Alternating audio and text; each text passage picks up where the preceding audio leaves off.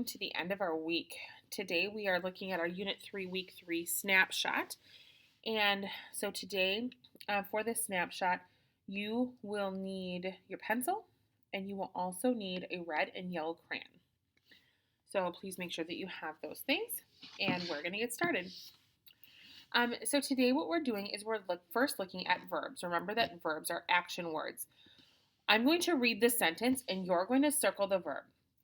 You're going to shade in the circle, so that verb that you circled, you're going to shade the circle in red if it is a past tense verb, and yellow if it is future tense. So for number one, they did that one for you. And so I have my red and my yellow here. I will pick up the box on the cart. You probably heard the will in front of pick, didn't you? And so I'm going to color in pick with my yellow crayon. Okay, that's how that's going to work. If it would have been past tense, I would have colored it in red. So let's read number two. We fished all day at the lake. We fished all day at the lake. Please circle your verb. Now color it in red if your verb is past tense, and color it in, shade it in yellow if it's future tense.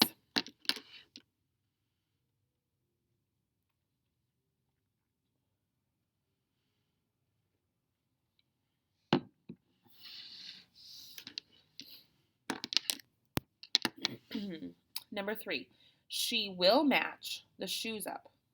She will match the shoes up. Circle your verb. Shade it in red if it's past tense. Shade it in yellow if it's future tense.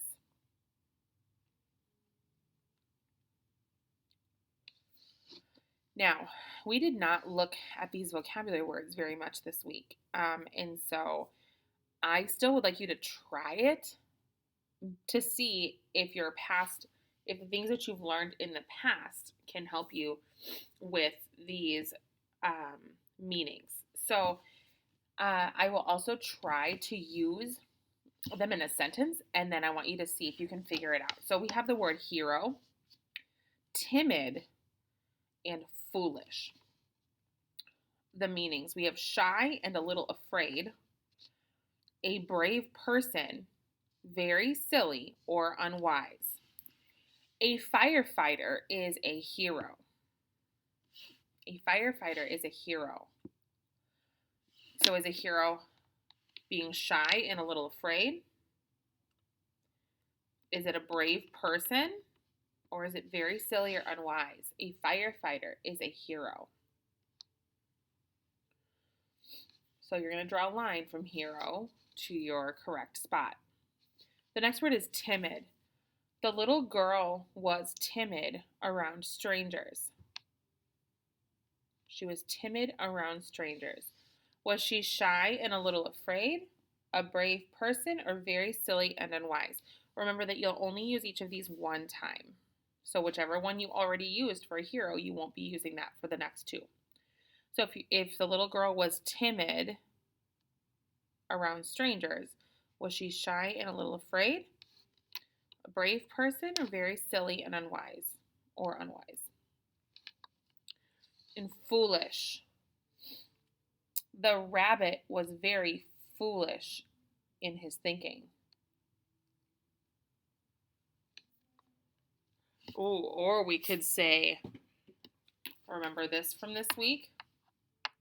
The wolf was very foolish, thinking he could trick Ninja Red Riding Hood. All right, now down at the bottom. It says to write 2 words for each word family. It says to use the room as your tool, but we don't have any words up in the room as you're not in here. So you don't have to worry about that part of it. But I want you to think about writing 2 words for each word family. So we want these 2 to have ice at the end, like the word spice. There's one. You need to make another one. Now we want age or age. How about stage? Can you make another one? And edge. How about ledge? You make another one.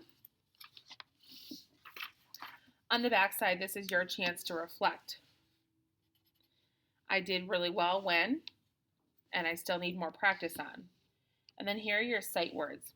I did not make vocab cards for you this week, so you did not have that as a resource. Hopefully you saw them in your reading stories a little bit. Let's just see how you do on these, okay? We will look at these words again. In fact, I'll make flashcards for you for this coming week online, so that even though we're doing something a little bit different next week, you'll still be able to look at these words a second time, okay? So see what you know. If you know them, put a 1. If you don't, just put a dash or a 0. It's okay. I want to just see which of those words you know. When you are done with this, we have one more sheet that I'm going to give you right away, and that is the grammar part of your test. We did a couple of the problems at the beginning of our snapshot, but I want to specifically focus on past and future tense verbs on this sheet. So you'll need to make sure that your name is on it. What we're going to do in this first section is we're going to circle the past tense verb or verbs in each row. Past tense. What does past tense need to have? Hopefully you just said ed at the end. Looked, naps, hop, and walked. Well, I saw that we had looked. Naps is not past tense. That's now. I hop. That's now. I walked in the building. That already happened. I already did that. Okay. Number 2. These are you now. Number 2. Jump, played, hiked, skip.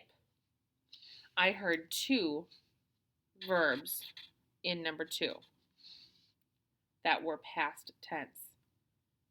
Jump, played, hiked, skip. Number 3, mixed, yells, smiled, packed. I actually heard 3 in number 3. Mixed, yells, smiled, packed.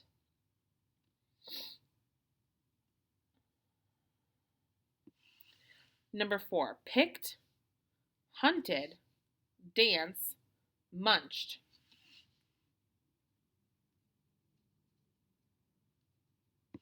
Okay, now for numbers 5 and 6, we have to rewrite each sentence to tell about the future. So we have to change this underlined verb to be future tense, and then I have to rewrite the whole sentence.